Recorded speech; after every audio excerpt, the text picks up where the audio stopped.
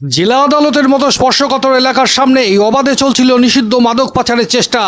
তবে স্থানীয় অধিবাসীদের তৎপরতায় আর শেষ রক্ষা হলো না। কৃষ্ণনগর জেলা ও দায়রা আদালতের সামনে থেকে নিষিদ্ধ মাদক সহ গ্রেপ্তার করা হলো এক যুবক ও এক তরুণীকে।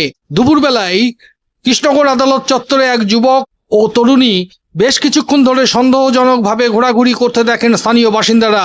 তাদের চলাফেরায় সন্দেহ হয়। স্থানীয়রা এগিয়ে গিয়ে জিজ্ঞাসাবাদ শুরু করলে দুজনের কথাবার্তার চরম অসঙ্গতি ধরা পড়ে। কথাবার্তার মাঝে স্থানীয়দের নজরে আসে তরুণীর ব্যাগ থেকে একটি সন্দেহভাজন প্যাকেট বের করে অন্য এক ব্যক্তির হাতে তুলে দেওয়ার চেষ্টা চলছে।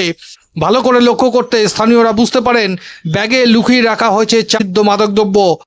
ঘটনার আকস্মিকতায় কাল বিলম্ব না করে এলাকাবাসী তড়িঘড়ি ওই যুবক যুবতীকে আটকে রেখে খবর দেন কৃষ্ণনগর কোতোয়ালি থানায়।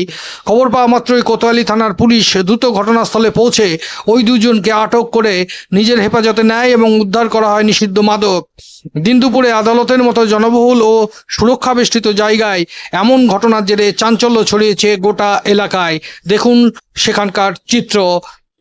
নদিয়া থেকে অঞ্জন শুকুলের রিপোর্ট। করা হয় যে আপনারা কে বলে, আমরা স্বামী স্ত্রী, আমাদের সুভাষনগরে বাড়ি। আচ্ছা, বলতে বলতে বলছে যে কি করতে এসেছেন, বলছে যে জামা প্যান্ট কিনতে এসেছি। একবার বলছে আমরা উকিলের কাছে এসেছি, দু রকম কথা বলছে। তাই না, তো তোরা যদি একসঙ্গে আসিস তাহলে তোর বউ পালাচ্ছে কেন?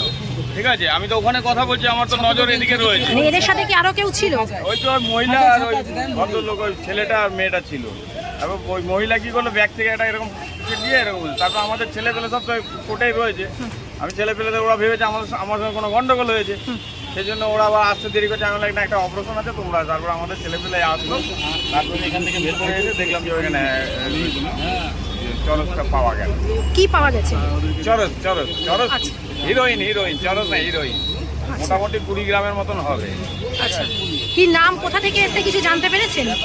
সুভাষনগরে কি নাম বললো, নামটা মনে নেই। সুভাষনগরের ওদিকে বাড়ি বললো। আপনি কি এখানকারই বাসিন্দা? আমি কৃষ্ণনগরের বাসী। আপনার নাম? আমার নাম দেবব্রত মজুমদার।